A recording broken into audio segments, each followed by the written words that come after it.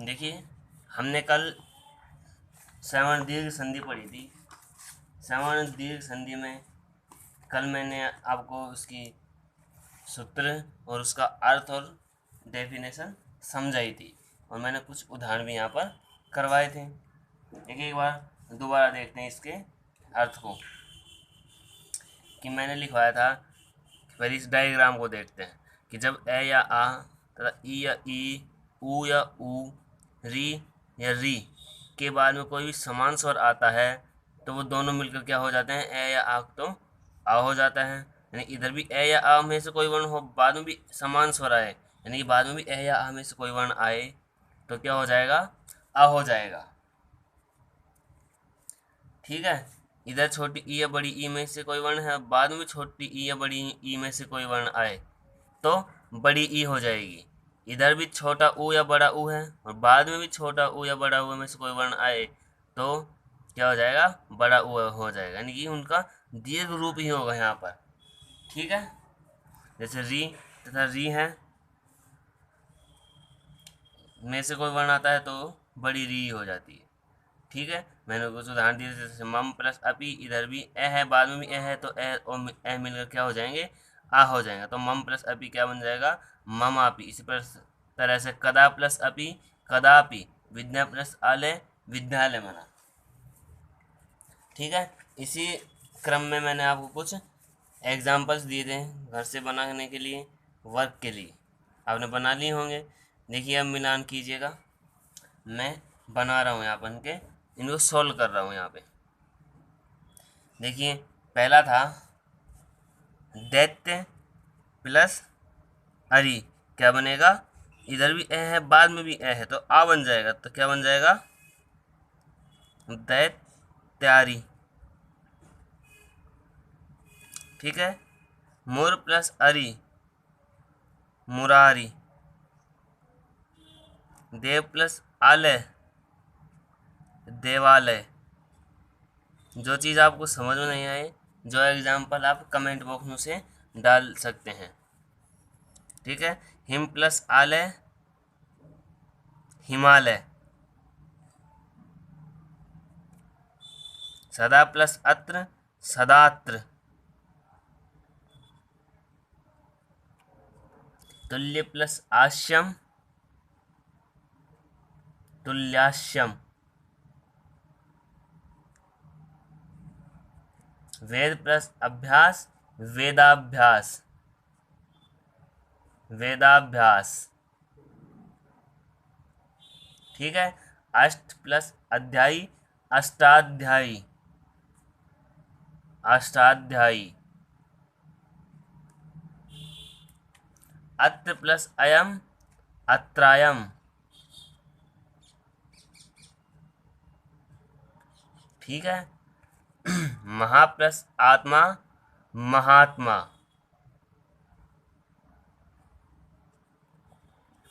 ठीक है, इसी तरह भूमि प्लस ईश है, क्या बनेगा, भूमि से। बड़ी इधर छोटी ई है, इधर बड़ी है, तो बड़ी ई ही आएगी, है ना।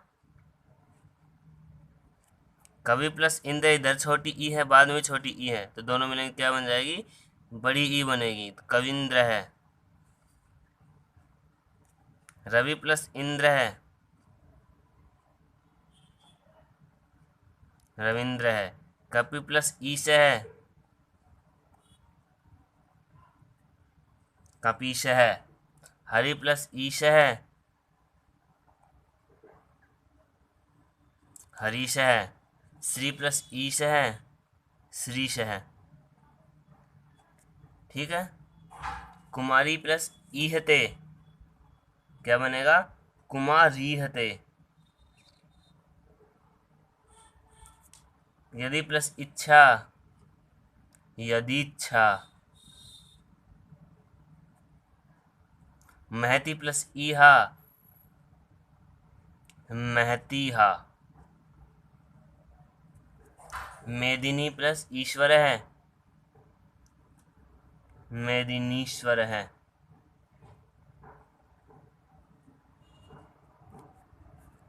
फलानी प्लस इमानी, फलानी मानी।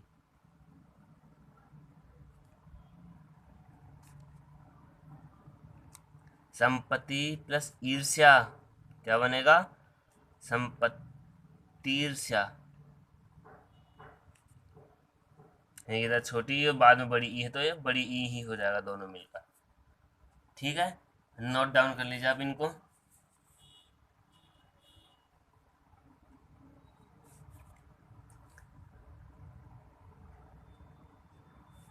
उतार लिए?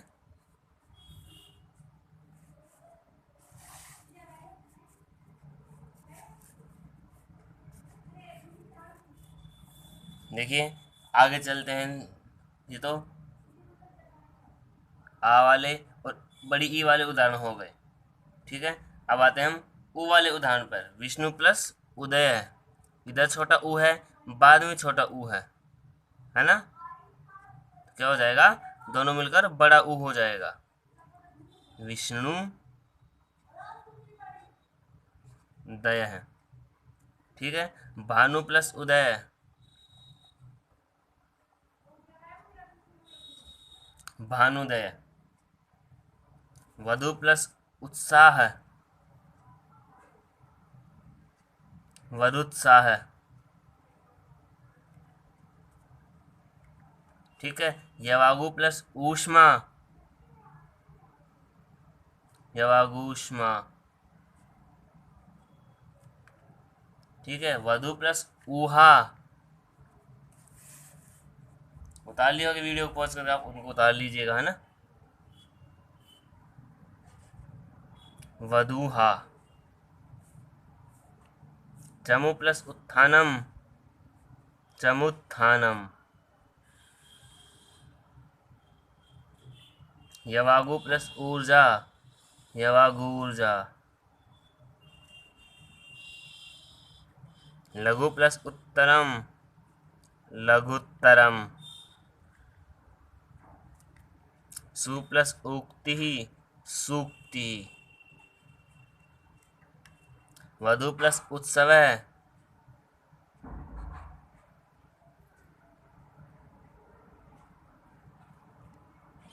वधुत्सव। विधु प्लस उदय,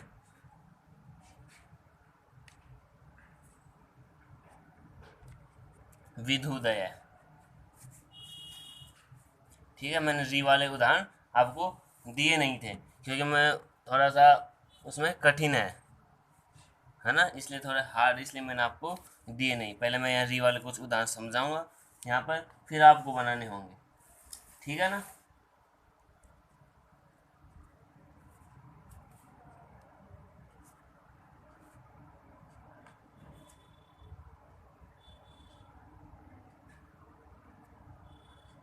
इसको आप यहाँ तक नोट कर लीजिए।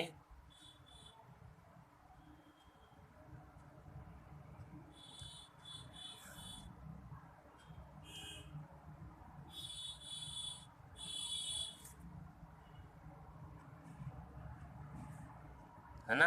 कर लिए होंगे आपने, वीडियो को पॉज करके आप इनको नोट कर लीजिएगा। देखिए अब री वाले उदाहरण देखते हैं यहाँ पर। जैसे एक उदाहरण है पितृ प्लस ऋणम।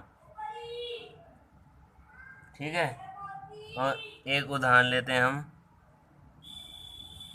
धात्री प्लस ऋकार है।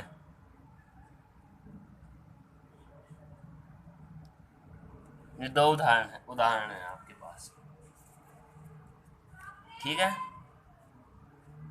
देखिए पहला उदाहरण है पितृ प्लस ऋणम। पहले समझिएगा, बाद में नोट कीजिएगा आप इनको।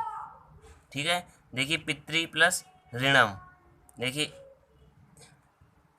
पी तय, तय में क्या मिला हुआ है? यहाँ पर री मिला हुआ है, छोटा री है, और बाद में क्या है? बाद में छोटा री आया है। तो मैंने नियम में लिखवाया था, यदि दो इधर भी री आए, छोटा री या बड़ा री में से कोई वर्ण आए, और बाद में समान स्वर आए, यानी कि छोटा री या बड़े री में से ही कोई वर्ण आए, तो दोनों मिलकर क्या होंगे? बड़ा री हो जाएगा, यानी उनका दीर्घ हो जाएगा। यानी ये दोनों री मिलकर क्या हो गए? बड़े हो गए। इधर क्या बचा?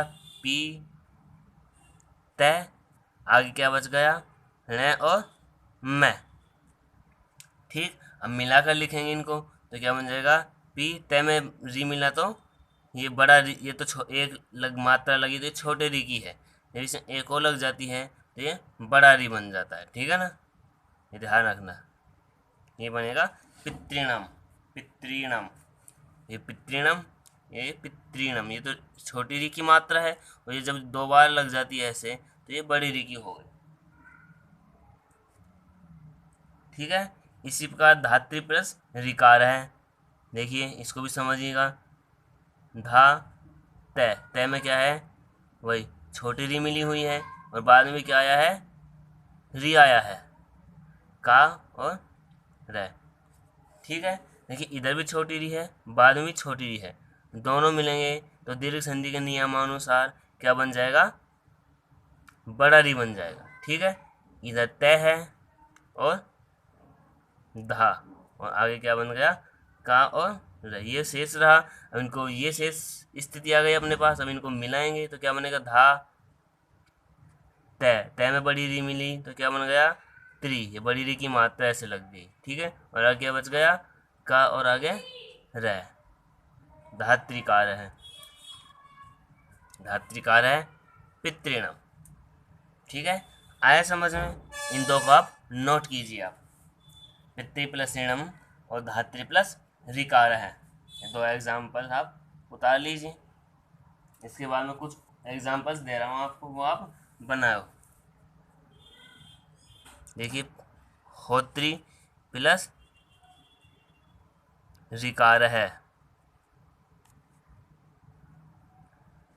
मातृ प्लस ऋणम, मातृ प्लस ऋणम, दोनों तरफ री है, इधर भी री है इधर भी री है तो बड़ी री ही बनेगी। ठीक है ना, अब इनको बनाओ। कर्तृ प्लस ऋणम,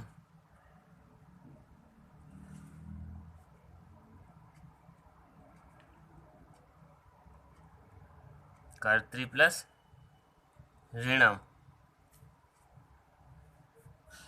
होत्री प्लस ऋषि, होत्री प्लस ऋषि, त्रि प्लस ऋकार है, त्रि प्लस ऋकार है, भर्तृ प्लस रिद्धि, भर्तृ प्लस रिद्धि। ये 6 एग्जाम्पल मैंने आपको दिए हैं, इन 6 को आप अभी बनाओ, यहीं पे अभी बनाओ और बनाने के बाद मुझे बताओ क्या बना।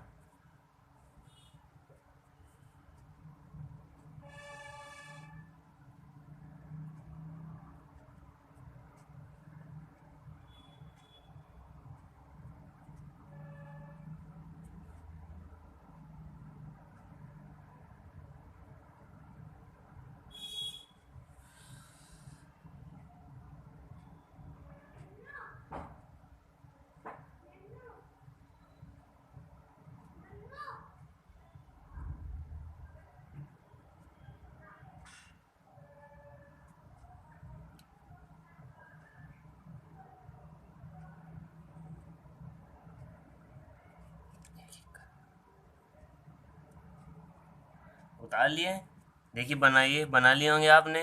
देखिए पहला है होत्री प्लस ऋकार है, इसका बनेगा होत्रिकार है, बड़ी री की मात्रा लग जाएगी, ध्यान रखना। ठीक है, मातृ प्लस ऋणम, मातृणम, कर्तृ प्लस ऋणम,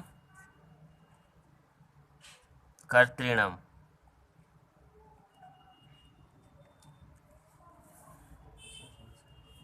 होत्री प्लस ऋषि, होत्रिषि, इतने में छोटा री और बड़ा री मिलकर बड़ा री हो जाएगा, तो बड़े री की मात्रा डबल, ये विशेष तौर से ध्यान रखना।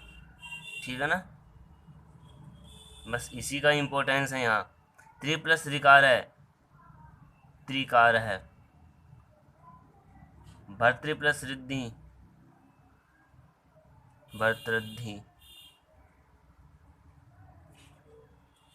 ठीक है, ये आपकी सवर्ण दीर्घ संधि हो गई। ठीक है, इनको उतार लीजिए आप।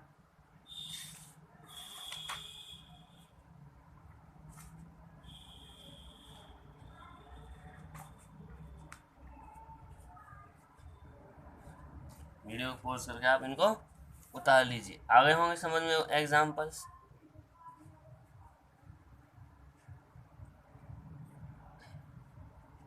देखिए हम नंबर 6,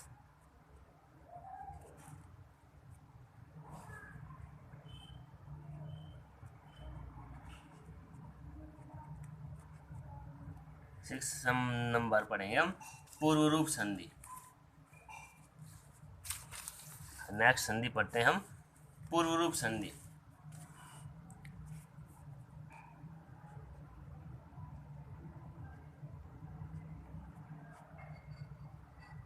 देखिए पूर्व रूप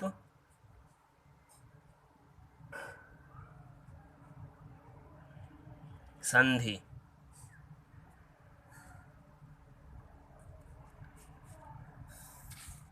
देखिए जैसा कि संधि के नाम से स्पष्ट हो रहा है, क्या, जैसे हमने पिछली संधियाँ भी पढ़ी, वो भी जैसे दीर्घ संधि थी, तो दीर्घ संधि में दीर्घ रूप हो रहा था, वृद्धि संधि में वृद्धि हो रही थी, गुण में गुण हो रही थी, यण में एक के स्थान पर यण आदेश हो रहा था। इस प्रकार संधि का नामकरण हुआ है। उसी प्रकार जो पूर्व रूप संधि है, इसमें भी क्या है कि जो पूर्व रूप है, पूर्व का मतलब पहले वाला रूप है, वही आ जाएगा, यानी कि उसका ही यहाँ पर विधान होगा, उसका ही यहाँ पर प्रयोग होगा। यानी कि इस संधि में केवल जो पहले वाला रूप है उसका ही प्रयोग होता है। इसलिए इस संधि को कौन सी संधि कहा जाता है, कहते हैं पूर्व रूप संधि। और इसी की अगली संधि होती है पर रूप, उसमें बाद वाले रूप का विधान होता है, यानी कि प्रयोग होता है, इसलिए उसे क्या कहेंगे, पर रूप कहेंगे। पहले पूर्व रूप संधि देखते हैं, छोटी सी संधि है, वो ज़्यादा हार्ड नहीं है। ठीक है, ठीक है। देखिए सबसे पहले देखते हैं पूर्व रूप संधि। इसका हम सबसे पहले सूत्र देखते हैं, फिर सूत्र का अर्थ देखेंगे। इसका सूत्र सबसे पहले होता है एंग पदांतात पदांतात अति, पदांतादति, इसी में हमने मिला कर लिख दिया एंग पदांतादति।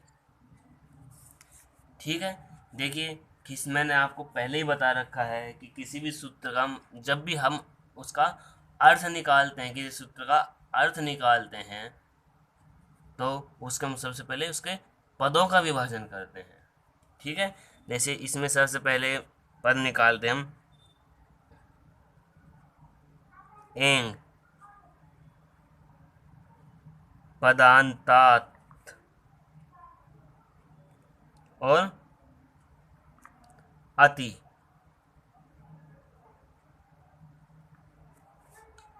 ये एंग पदांतात अति 3 पद हो गए हमारे। ठीक है, जो अति शब्द है इसमें सप्तमी विभक्ति आई है और इसमें पंचमी विभक्ति का प्रयोग किया गया है। मैं हिंट दे रहा हूँ सिर्फ यहाँ, है ना। और मैंने आपको बता रखा है जिस पद में सप्तमी विभक्ति होती है उसका मतलब हो जाता है कि वो पद कहाँ होता है, बाद में होता है। और जिसमें पंचमी विभक्ति हो जाती है वो सब पद कहाँ होगा, वो पहले होगा, वो पहले प्रयोग होगा। ठीक है, और एंग, एंग प्रत्याहार का मतलब होता है, एंग यहाँ पर प्रत्याहार से है। एंग प्रत्याहार में कौन कौन से वर्ण आते हैं, ए ओ, 2 ही वर्ण आते हैं, ए ओ। ठीक है, पदांतात का मतलब होगा पद के अंत में, पद के अंत में।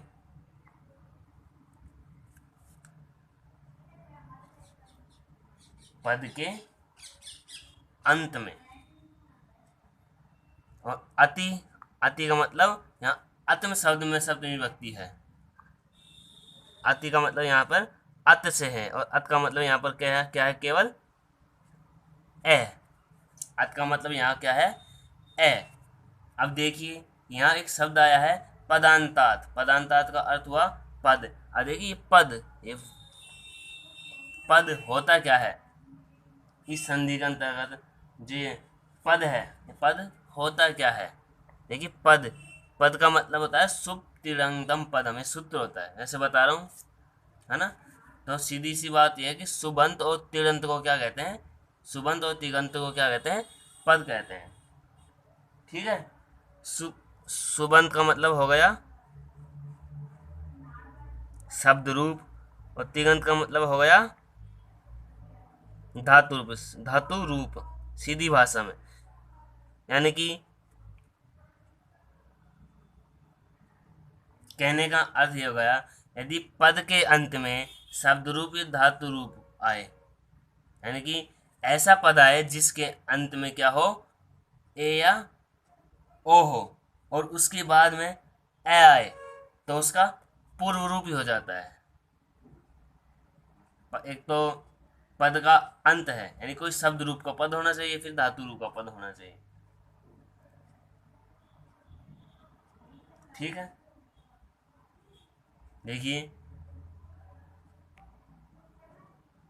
पद का मतलब समझ गए होगे, या तो कोई शब्द रूप वाला शब्द होना चाहिए, फिर धातु रूप वाला शब्द होना चाहिए। शब्द रूप का मतलब जैसे राम है, रामा और रामायण में कोई भी शब्द उचित होना चाहिए, यानी प्रथमा विभक्ति से लेकर सप्तमी विभक्ति तक का कोई भी पद हो सकता है। धातु रूप में कोई भी पुरुष वचन का और किसी भी लकार का पद हो सकता है।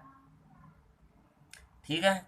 ये ध्यान रखना, यहाँ इस संधि में सिर्फ पदों का ही प्रयोग होगा, अन्य शब्द का नहीं होगा। लेकिन जो अब तक हमने संधियाँ पढ़ी उसमें शब्द रूप धातु रूप के अलावा अन्य पद भी शामिल थे, है ना। तो यहाँ ऐसा नहीं है, यहाँ पे शब्द रूप या धातु रूप का ही प्रकरण होगा इस संधि में। ठीक है। ये तो हमने सिर्फ सूत्र का अर्थ पढ़ा है। ठीक है। सूत्र का अर्थ यदि सीधी भाषा में या सरलीकरण करके लिखें तो ये निकल कर आता है कि यदि ए या ओ के बाद क्या आए,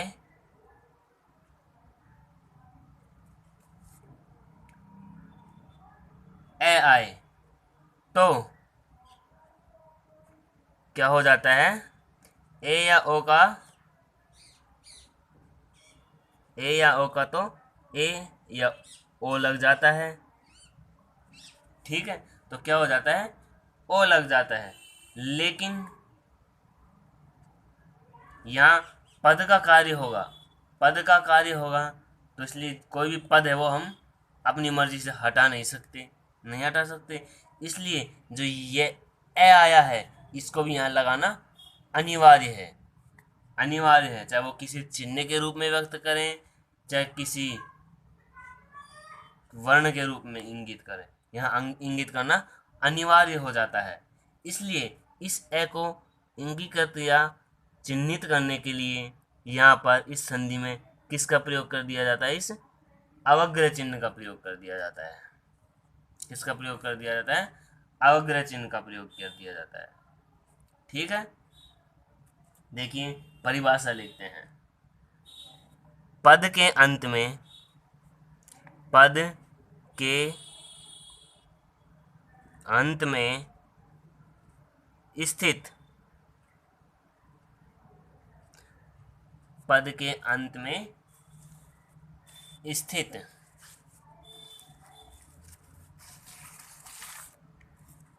पद के अंत में स्थित एंग,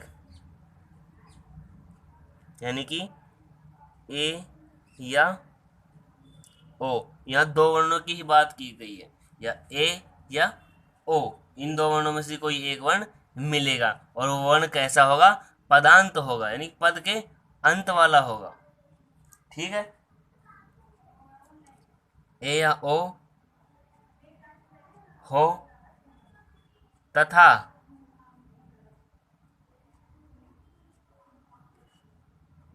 बाद में ए आए,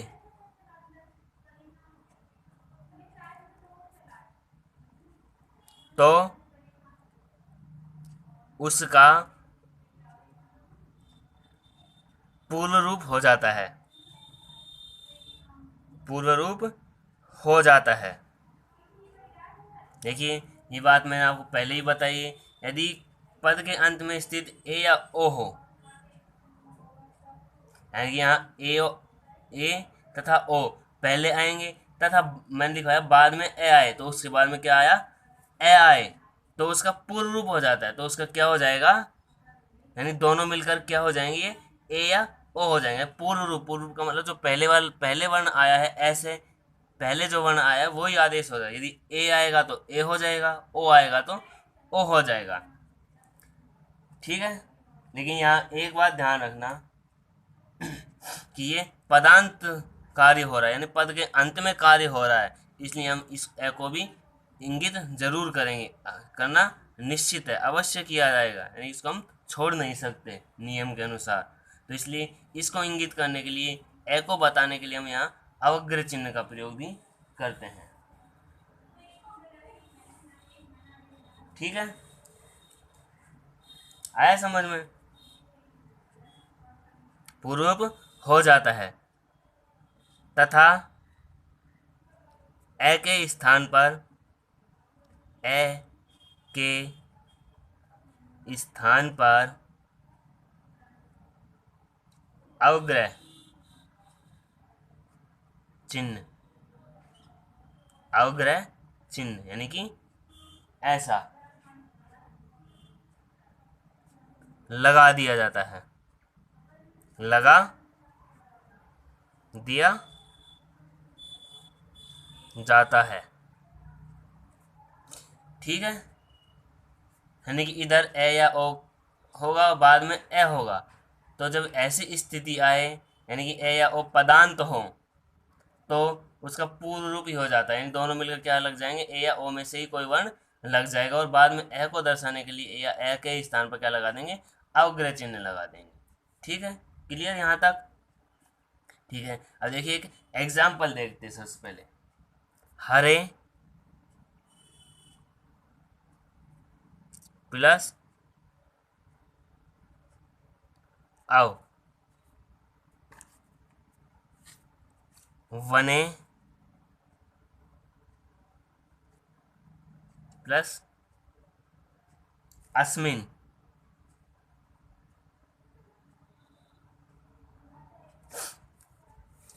देखिए दो एग्जाम्पल्स देखते हैं, पहले इनको यहाँ पर हम समझते हैं।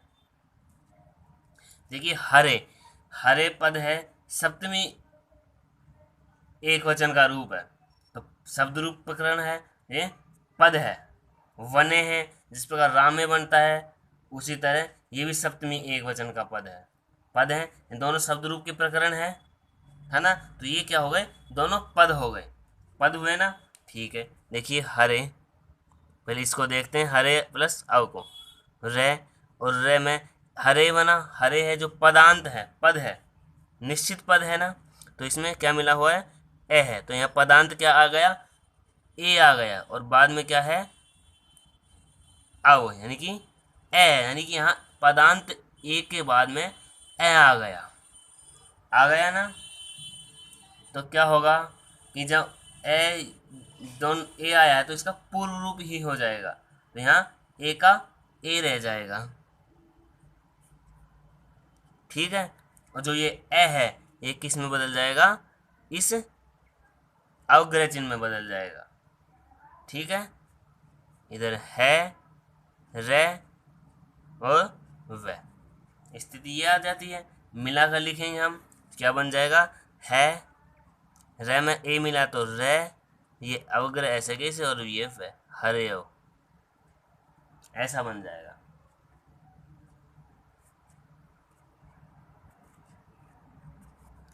ठीक है, इसी प्रकार देखिए नेक्स्ट, वने अस्मिन, वही स्थिति है, वह न में ए मिला हुआ है और बाद में ए आया है। ठीक है, इस ए का तो ए रह जाएगा, पूर्व रूप आदेश हो जाएगा, और ए के स्थान पर ये अवग्रह लग जाएगा।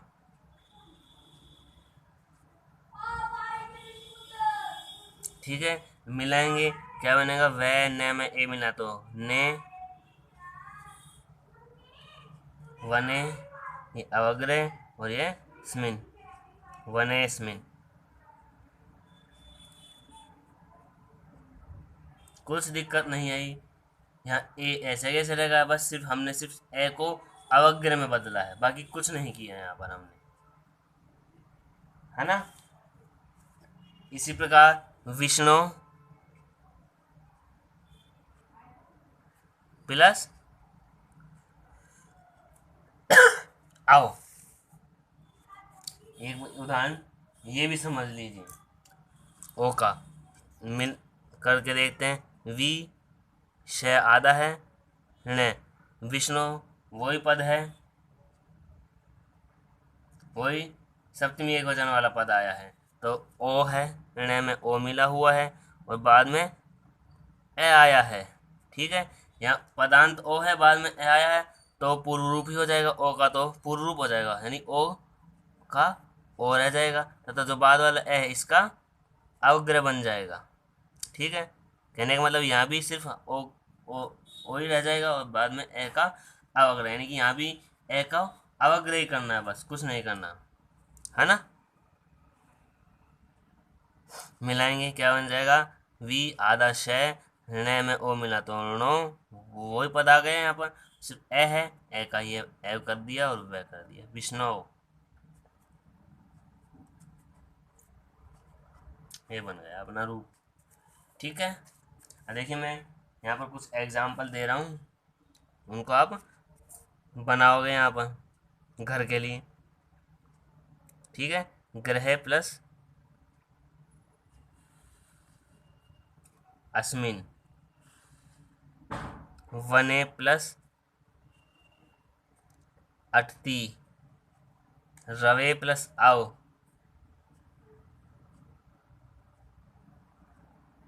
ठीक है, ग्रामे अयम, साधो अपेही, साधो अपेही।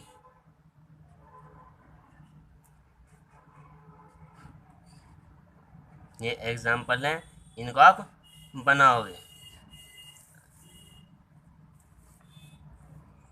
देखिए पूर्व संधि, आप एक समझ गए होंगे, एक बार इसको नोट कर लीजिए।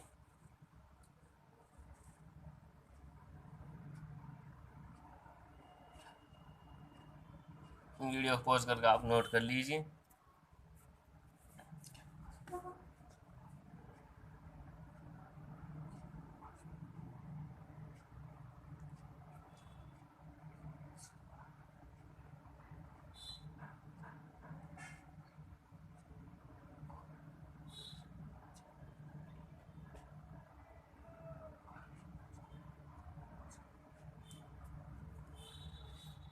ठीक है, देखिए उतार लियो की परिभाषा, ये उदाहरण है आपके सामने। इन उदाहरणों को पहले जो मैंने समझाए हैं, 3 उदाहरण, हरे प्लस आओ, वने प्लस अस्मिन, विष्णु प्लस आओ, तीनों को उतारिए, फिर आप ये जो मैंने 5 एग्जाम्पल्स दिए हैं, आप इनको बना लेना आप, है ना। ठीक है, ये आपकी पूर्ण रूप संधि कंप्लीट हो गई। अगर जो एग्जाम्पल इसमें समझ में नहीं आया वो आप कमेंट बॉक्स में मुझे कमेंट कर सकते हैं। ठीक है, आज के लिए इतना ही। कल हम इससे नेक्स्ट संधि पर रूप संधि को विस्तार से जानेंगे। ठीक है, धन्यवाद।